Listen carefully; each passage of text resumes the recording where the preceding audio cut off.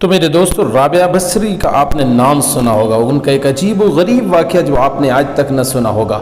آج 1200 سال گزر گئے لیکن آج بھی ان کا نام زندہ ہے۔ رابعہ بصریہ نہ کوئی شہزادی تھی، نہ کوئی ملکہ تھی، اور نہ وہ کوئی خوبصورت عورت تھی، نہ کوئی خاندانی، بلکہ عورت ہونے کے لحاظ سے ہر عیب ان کے اندر بھی موجود تھا۔ لیکن ان کی عادت یہ تھی کہ وہ روزانہ عشاء کی نماز کے بعد غسل کر کے کپڑے بدل کر اپنے خامن سے پوچھتی، اگر آپ کو میری ضرورت ہے تو ٹھیک ہے، اگر وہ کہتے ضرورت نہیں ہے تو پھر پوچھتی مجھے اجازت ہے، وہ کہتے اجازت ہے، پھر وہ مصلی نماز پہ کھڑی ہو جاتی، فجر تک مصلی پہ کھڑی رہتی۔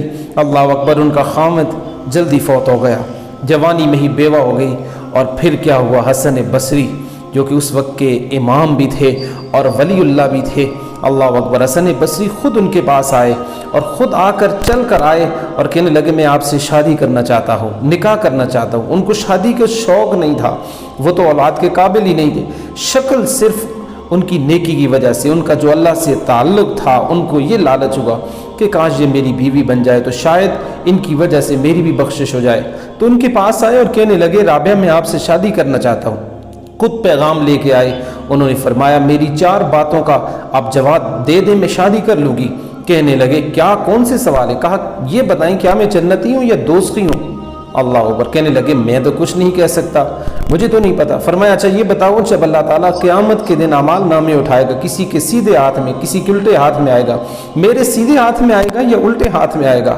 کہنے لگے میں تو یہ بھی نہیں بتا سکتا۔ پھر رابعہ بصری کہنے لگی جب اللہ تعالیٰ نیکیوں کو تولے گا، کسی کی نیکیاں بڑھ جائیں گی، کسی کے گناہ بڑھ جائیں گے، میرے گناہ زیادہ ہوں گے یا نیکیاں زیادہ ہوں گی؟ کہنے لگے رہے رابعہ میں تو یہ بھی نہیں بتا سکتا۔ فرمایا پھر جب لوگ پل صراط سے گزریں گے، کوئی پار نکل جائے گا، کوئی نیچے گر جائیں گے، میں پار نکلوں گی یا دوزخ میں گر جاؤں گی؟ کہنے لگے مجھے تو اس کا بھی پتہ نہیں ہے۔ تو پھر فرمانے لگے اچھا جاؤ اور مجھے تیاری کرنے دو، مجھے ان 4 باتوں کی تیاری کرنی ہے، میرے پاس شادی کرنے کے لیے کوئی وقت نہیں ہے۔ تو اللہ تعالیٰ سے دوستی لگا لیتے ہیں، اللہ تعالیٰ دنیا ان کے لیے مسخر کر دیتا ہے، اللہ تعالیٰ دنیا ان کے پاؤں میں ڈال دیتا ہے۔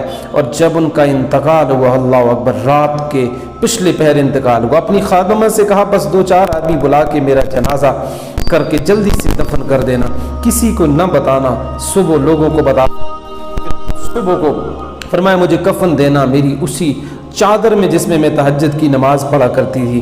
اور تو انہوں نے پھر راتوں رات دفن کر کے ان کی تدفین کی۔ صبح اعلان ہوا تو شور مچ گیا، ہائے ہمیں بتایا کیوں نہیں؟ اگلی رات ان کی خادمہ نے ان کو خواب میں دیکھا تو سبز لباس پہنا ہوا ہے، اللہ اکبر، حسن و جمال سورج چہرے پہ چمک رہا ہے۔ پوچھا آپ کے ساتھ کیا معاملہ اللہ تعالیٰ نے کیا؟ کہا میرے اللہ نے میرے ساتھ بہت عمدہ معاملہ کیا ہے۔ اور کہا آپ کی وہ چادر کہاں گئی جس میں آپ کو کفن دیا گیا؟ کہا وہ اللہ تعالیٰ نے اتار لی ہے اور مجھے جنت کا جوڑا پہنایا ہے، اور اس چادر کو اللہ تعالیٰ نے سنبھال کے رکھ لیا ہے، اور جب قیامت کے دن میری نیکیوں کو اللہ تعالیٰ تولے گا تو اس چادر کو بھی اس میں تولے گا۔